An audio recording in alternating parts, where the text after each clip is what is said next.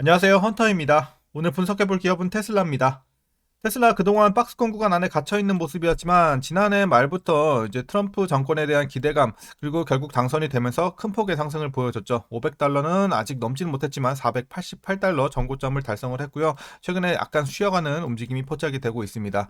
자, 400불 초반대까지 내려온 현재 상황에서 다시 한번 좀 우리가 힘을 내서 올라갈 수 있을지 분석을 통해 향후 주가의 흐름 어떻게 될지 알아보도록 하겠고요. 자, 이제 보유자분들 목표가 우리 어디까지 좀 설정 가능하겠으며 올해는 그래도 적어도 어디까지 올라갈 수 있을지, 그리고 여러분들 물려 계신 분들 단기적으로 좀 있을 수 있는 구간인 만큼 어떻게 좀 대응하셔야 될지, 마지막으로 신규 진입 관점에서도 지금 들어가기 괜찮은 구간일지, 이렇게 다양한 투자 전략 함께 알아보도록 하겠습니다. 자, 이어서 공매도 현황입니다. 최근에 2.41% 공매도 비율이 나와주고 있고요. 과거 대비해서 많이 떨어진 모습이죠. 과거 3% 후반대까지 올라갔었는데 최근에 계속해서 우하향하고 있는 모습 좋아 보입니다. 여기에 따라서 대차장고도 감소세 괜찮아 보이네요. 그래서 시장에서는 이제 전망이 좋게 좀 보고 있는 것을 좀 반증하고 있다라고 우리가 판단할 수 있겠습니다. 공매도 우리 걱정 없고요. 이어서 동사 재무제표 분석 시작해 보도록 하겠습니다. 실적부터 살펴보도록 하겠습니다. 일단 연간 기준으로 꾸준하게 증가세 보여주고 있습니다. 다만 작년에는 크게 증가는 못했어요. 거의 횡보 느낌이었고 올해부터 이제 본격적으로 좀 치고 올라갈 것으로 보여지는 매출의 상황입니다. 에비타도 마찬가지로 꾸준하게 최근에 올라주고 있는 모습도 안정적이고, 다만 순이익은 작년에 반토막이 났지만 올해부터는 다시 한번 회복을 해줄 것으로 보여주고 있어서 올해부터 좀 기대가 되고 있습니다. EPS도 마찬가지고요. 자, 이어서 이제 배당은 없는 기업이기 때문에 참고하시면 될 것 같고요. 자, 현재 이제 부채 비율 살펴보도록 하겠습니다. 이제 과거에는 400 근처까지도 나왔던 종목이에요. 그래서 좀 높았는데 이후에 크게 한번 내려서 100대 진입, 그리고 최근에는 자 68, 작년에는 한 60대 머무를 것으로 보여지고 있네요. 그렇기 때문에 안정세를 계속해서 유지하고 있는 최근의 모습입니다. 부채 걱정 없고, 이어서 ROE 살펴보도록 하겠습니다. 또 ROE가 상당히 좋은 기업입니다. 과거에 마이너스를 기록한 바 있었지만 플러스 전환 이후에 20에서 30대까지 뛰었습니다. 작년에는 이제 20대에서 머무를 것으로 보여지고 있어서 꾸준하게 수익성은 괜찮은 상황입니다. 자, 이어서 이제 마지막으로 현재 PER 111.4배, PBR 18.7배. 이제 과거 대비해서 많이 올라온 것은 사실입니다. 그래서 이걸 그럼 고평가로 봐야 되냐, 비싼 구간인가, 이렇게 좀 판단하실 수가 있는데, 일단 우리가 전기차만 따졌을 때는 사실 뭐 고평가로 볼 수가 있어요. 하지만 저는 저평가라고 생각을 합니다. 왜냐? 자, 로봇이나 뭐 자율주행, 뭐 AI 이런 사업성과 더불어서 트럼프가 이번에 또 집권을 했잖아요. 그래서 트럼프와의 이런 일론 머스크와의 관계를 생각하면 우리가 지금의 상황은 저평가로 보는 게 맞다. 향후에 사업적인 이런 이득을 많이 챙길 수가 있는 상황이기 때문에 우리가 그런 것들을 반영한다면 지금 주가도 싸다고 보고 있습니다. 저평가 구간으로 말씀드리겠습니다. 이어서 동사 관련 이슈 한번 살펴보도록 하겠습니다. 지난 20일 트럼프 대통령은 취임사에서 그린 뉴딜로 불리는 이 바이든 행정부의 친환경 정책을 종료하겠다면서 전기차 의무를 철회해 자동차 산업을 보호하겠다고 선언을 했습니다. 다만 미 월가에선 테슬라 주가가 올해 상반기엔 불안정한 모습을 보일 수는 있겠지만 장기적 관점에서는 우상향할 것으로 전망을 하고 있습니다. 뭐 어쨌든 그래도 전기차 캐즘이 어쨌든 좀 장기화될 가능성은 좀 커졌어요. 이로 인해서. 하지만 장기적 관점에서는 테슬라는 문제는 없다라는 관점이고요. 최근 트럼프 대통령이 발표한 전기차 보조금 정책, 자, 폐지 정책도 테슬라에는 그다지 악재가 아닐 수 있다는 전망입니다. 단기적으로는 판매 가격이 올라가겠지만 테슬라가 이미 미국 내 전기차 판매량의 50% 가까이 차지하고 있다는 사실을 감안해 보면 우리가 보조금 없이도 테슬라가 전기차 판매로 충분히 이익을 낼 수 있겠다라는 계산입니다. 게다가 이번 보조금 정책 폐기를 계기로 해서 경쟁사인 GM, 포드 등이 전기차로의 전환이 더욱 어려워질 수도 있다는 전망이 시장에서 흘러나오고 있다는 점도 긍정적이고요. 더욱이 테슬라가 전기차 사업 말고도 로봇 택시 사업이나 자율주행, 휴머노이드 로봇 등 이 사업 영역을 확장하고 있다는 점 역시 투심에 긍정적으로 작용을 하고 있습니다. 자, 그리고 주니퍼란 코드명의 신형 모델 Y가 중국에서 주문 첫날부터 이제 인기를 좀 끌고 있다는 좋은 소식이 들려오고 있습니다. 테슬라는 지난해 처음으로 연간 전체 차량 판매량이 전년 대비 감소하는 부진한 기록을 쓰기도 했었는데요. 이번에 출시한 새 모델 Y가 이런 추세를 또 반전시킬 수 있을지 주목이 되고 있는 상황입니다.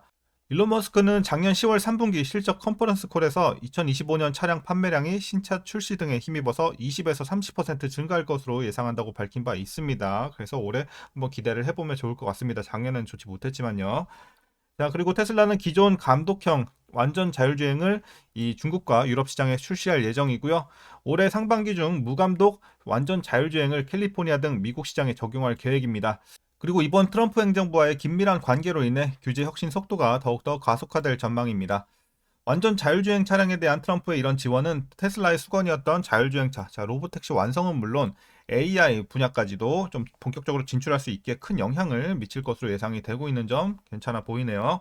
자, 이어서 테슬라는 텍사스 오스틴과 로보택시 테스트를 시작하기 위해 협상 중에 있습니다. 이것이 테슬라의 완전 자율주행이 로보택시 운영에 가까워졌다 이런 것들을 의미하지는 않지만 그 방향성에 있어서 좀 나아가는 한 걸음이 될 것이다라는 긍정적인 신호로 좀 판단할 수 있겠습니다.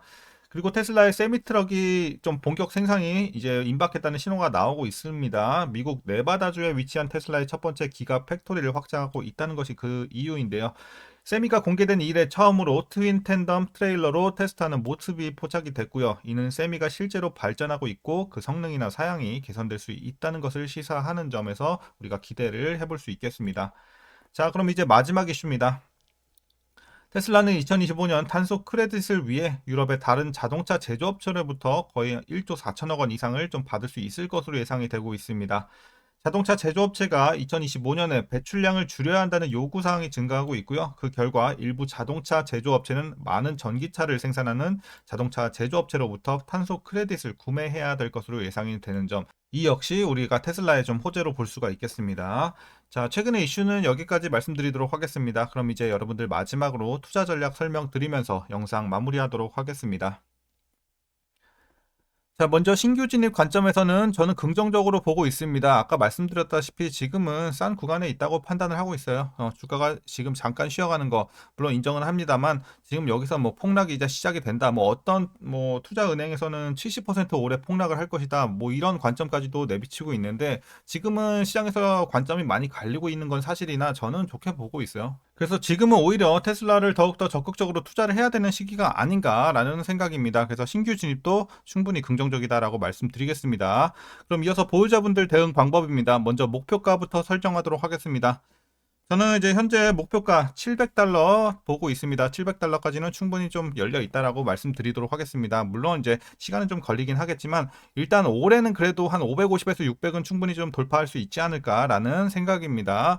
물론 향후의 재료에 따라서 충분히 그 수치는 달라질 수 있겠지만 저는 올해도 꾸준하게 우상향 해줄 수 있겠다라는 관점이고 지금은 단순 잠깐 쉬어가는 숨고르기 정도로만 좀 보시면 될 것 같습니다. 그래서 다시 한번 전고점 돌파는 충분히 가능하다. 여러분들 꾸준하게 좀 올해도 보유하시는 전략으로 말씀드리도록 하겠습니다. 자, 이제 장기 사업성에 대한 기대를 좀 여러분들 해보고 오히려 이렇게 떨어지면 기회로 삼아서 더욱더 싼 값에 모아가자라는 관점 말씀드리도록 하겠습니다. 자, 이제 마지막으로 위에서 물려 계신 분들 대응 방법입니다. 거의 최근에 조금 이제 많지는 않지만 조금 물려 계신 분들도 있을 수 있겠습니다. 이제 단기적으로 물려 계신 분들은 일단 저는 걱정은 없다고 봐요. 지금 최고점에서 물렸어도 어쨌든 여러분들 손실폭이 뭐 20% 안쪽인 것 같아요. 그렇기 때문에 뭐 완전 최고점에 물리신 분들 480불, 70불대에서 살짝 물타는 것까지는 괜찮지만 그 밑에 계신 분들은 굳이 물탈 필요는 없을 것 같아요. 그래서 여러분들이 뭐 크게 대응할 건 없을 것 같습니다. 그래서 최고점 아닌 이상 여러분들이 꾸준하게 좀 가져만 가셔도 충분하겠습니다. 어차피 요 밑에서는 평단 관리 해봐야 비중만 늘어나지 여러분들 평단 얼마 안 내려오기 때문에 안 하는 게 더 낫습니다. 자, 그래서 꾸준하게 보유만 하셔도 괜찮겠다라고 말씀드리면서 오늘 전략 여기서 마치도록 하겠습니다. 자, 그럼 오늘도 여러분들 시청해 주셔서 감사합니다.